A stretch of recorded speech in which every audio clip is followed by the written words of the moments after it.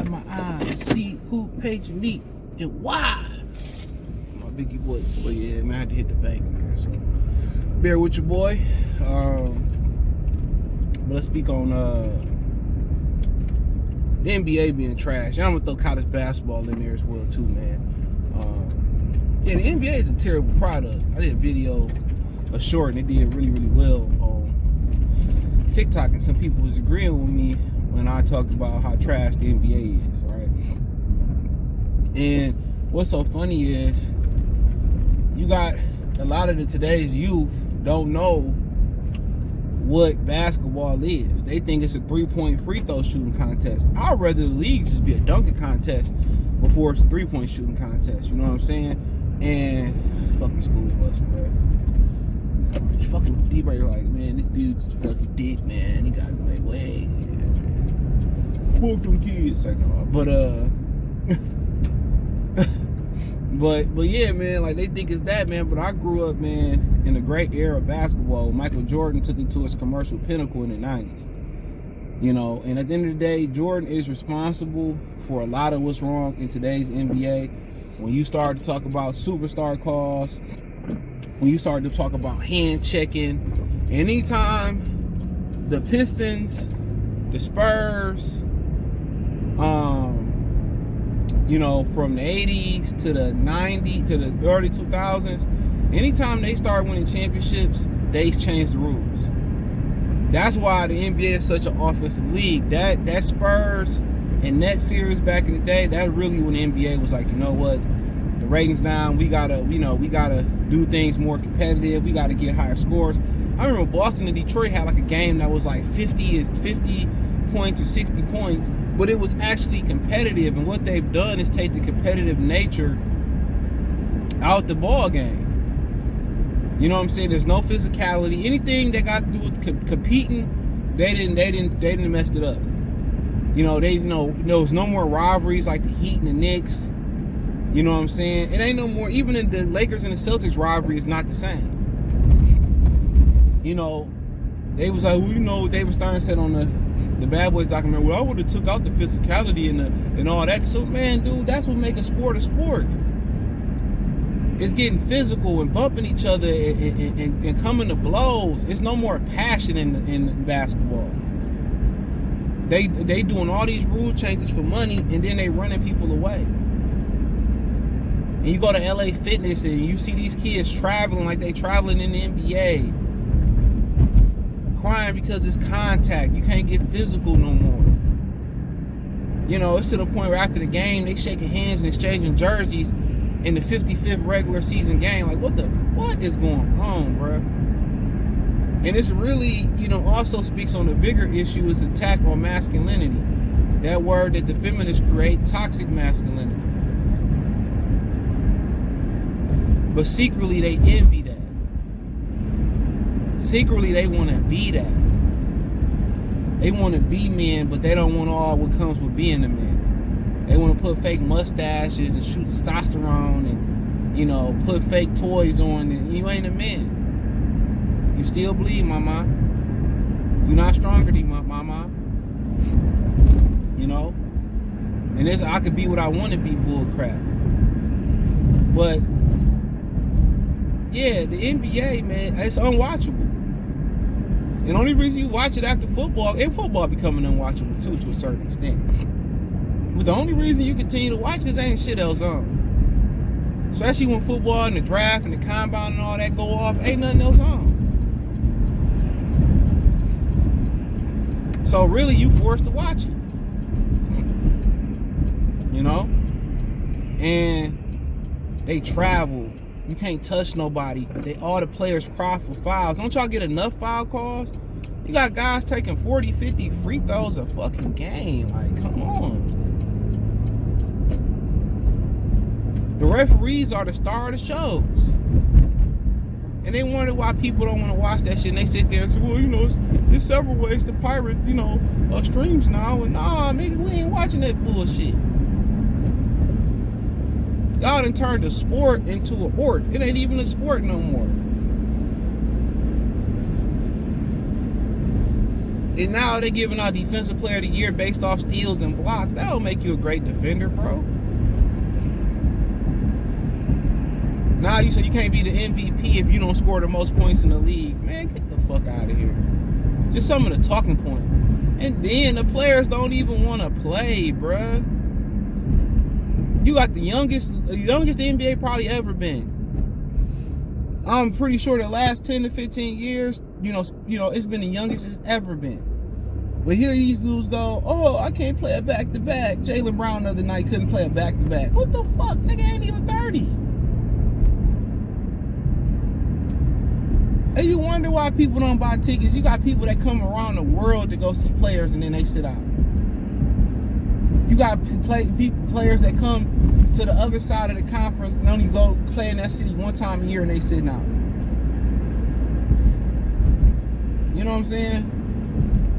So these dudes' availability, they ain't even got the best ability, which is availability. They always injured. They don't even want to go to work. They talk about this new generation. What they call? I forget them. They call this new generation. I'm a millennial. Whatever they call these new young punks. Sound like an old grandpa. You know, they just like them. Don't want to work. You know what I'm saying? And you talking about the league, you know, paying people to come to the G League since, you know, Brandon Jennings found that loophole to go overseas. And you look at college basketball, you don't, man, that's as worthless as anything. It's as worthless as the WNBA right now. Females college basketball is better than male college basketball right now. Most people waiting to see what that Caitlin girl doing from Iowa. Most people paying attention to Angel Reese fine ass. You know what I'm saying? Stanford, Connecticut. Ain't nobody care about men's college basketball but them southern states that ain't got a basketball team, or them states who ain't got a professional team. You know, I can't name one player in college basketball right now. None. Like, come on. So they start, the NIL for college basketball came about 5 to 10 years too late. It really did. Now these kids going to the G League, overtime elite, they going overseas. And I really do believe, and a lot of people is gonna say, well, CJ, man, if you old enough to go to the military, you old enough to go in the, and I agree with that. But as bad as the product is in the NBA, they should make them kids stay 2 or 3 years in school, bro.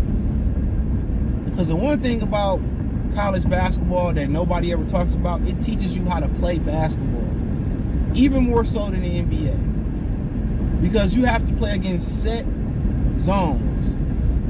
So you have to move the ball. You have to pass the ball. You have to learn how to penetrate and kick. You have to learn how to run traditional sets. It teaches you how to play the game. You know, it teaches you how to play the game. In NBA, they don't really run no sets. You may run an out of bounds play, pick and roll. They don't run no sets no more. You don't see Princeton offense guys moving without the basketball. You will see the Spurs do it. You will see the Golden State Warriors. You got to remember, Popovich was trying to get the USA team to do it, and they started complaining about how old he was. But they don't understand, when you go against traditional zones, this is why the modern NBA player struggles in international play. It ain't that international players been caught up. That got a little bit to do with it. It's just these guys don't have no fundamentals. So when these dudes do one and done, or they go to G League and then they go into international play, even though they play international play as teenagers, a lot of them, they don't know how to attack a zone. They don't know how to play basketball. They don't know how to run a set. Your individual talent is not going to be the zone. So when they can't get out and transition and out athletic and out run and gun, and they got to play against set defenses, they struggle, because guess what? In the NBA, they don't run no set. A pick and roll ain't going to beat a zone. Everybody in the NBA is just ball dominant. That's the LeBron effect. Everybody talk about the Steph Curry effect on the floor. However, you go to, elementary school and they all the little babies shooting half-court threes and shit, and some of them making them. What the LeBron effect is, everybody being ball dominant. Everyone is ball dominant. They cannot play without the ball. They can't defend. They can't catch a shoot. They can't post up. They can't do cuts and curls and backdoor cuts. Everybody is proficient with the ball, and they suck without it. It's so much fundamentally wrong with basketball, bro. When you talk about the rule changes, the skill set, the skill level, the durability, the want to be in the league is just simply too young, and a lot of these guys are getting beat up, used up, and abused up because their body, they don't have the body maturity. And also, and it's gonna be I'll do a part two too. And a lot of these kids, you know, in my humble opinion, you know, they're not mentally or physically ready. Jeep is getting on my nerves. They're not physically or mentally ready.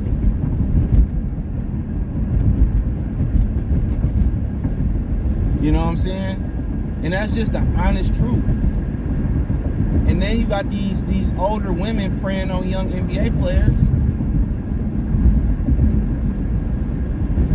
These dudes need college. Think about it. You come from, you know, being under your parents' household and then making a whole bunch of money, bro. You destined to crash out. You destined to crash out. You destined to crash out. You destined to crash out. The strength and conditioning program that they pushing is trash. It's just so much wrong in the NBA. And you got people who don't know no better, and they think it's as good as it get, and it's not. Nowhere near. And I blame David Stern and Michael Jordan for going to David Stern and crying, oh, the Pistons trying to hurt me, and all that stuff, bro. Like, and Michael Jordan tell you in the same breath, I didn't even know they had a New Balance store over here. Michael Jordan tell you in the same breath, without Detroit, we wouldn't have been the team that we were. You know, but that's all I got, man. Check out the NBA Talk playlist. Thumbs up the video, share the video, subscribe to the channel. Next subscribe button is the bell icon button. Hit all notifications. Increase your chance to get notifications. We go live and drop a video. Hit the link tree. Find me on Twitter, Instagram, Spotify, Anchor, Cash App, Venmo, PayPal, Apple Podcasts, Google Podcasts. And this is part 1. I have more parts to this. Peace.